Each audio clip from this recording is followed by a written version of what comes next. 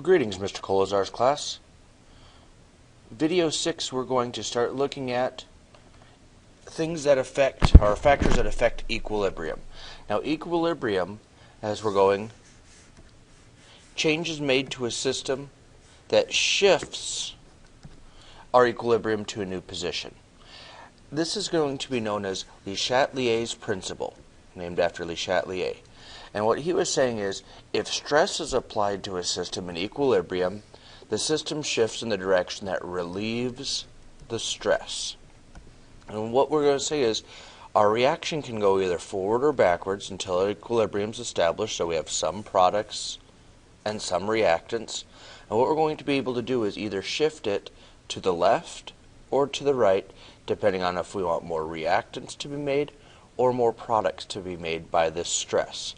And what we mean by stress is any change in the concentration, temperature, or pressure of the system. And so that can determine how many reactants or products are produced. So changing in concentration.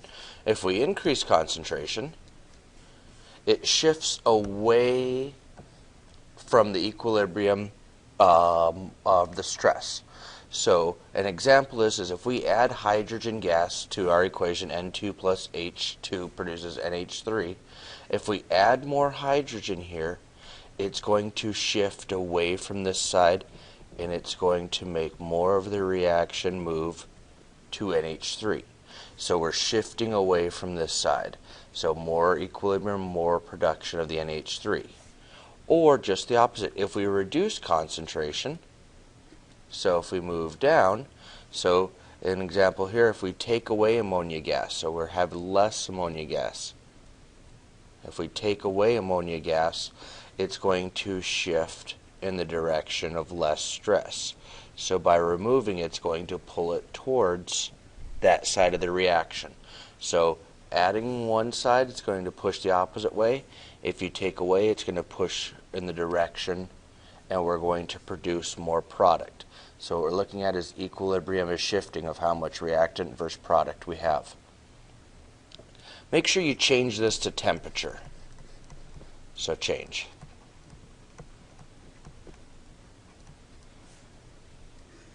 Alright, now that we've changed that. Change in temperature. Increasing temperature shifts equilibrium away from stress. So if in your reaction N2 plus H2 produces NH3 and heat is one of your products. It's kind of treated like one of the chemicals. If we add heat, more or increased heat, it's going to shift the reaction away from that stress. Or if we reduce temperature, make sure we change that to temperature, it's going to pull the equilibrium towards the stress. So if we cool this reaction down, heat's over here. If we reduce heat, it's going to shift in that reduced side. So as we're going, our equilibrium able to shift in one direction or the other allows us to make more reactants or more products. And our last one only deals with gases. Change in pressure. Increasing pressure shifts the equilibrium towards the side with less moles of gas. It's going to occupy less volume. And what we need to look at is for our moles, if we have N2, that'd be 1 mole here, and 3, so 1 plus 3, we have 4 moles over here. On this side, we only have 2 moles. So if we increase the pressure, we're going to shift the reaction towards the right, because there are less moles of gas, less space for them to occupy. So decrease in volume or an increase in pressure, similar idea between the two.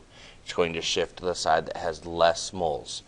Now if we decrease the pressure, it's going to shift towards the side with more moles, occupying less volume. So if we decrease pressure, increase volume, we have our 4 moles over here.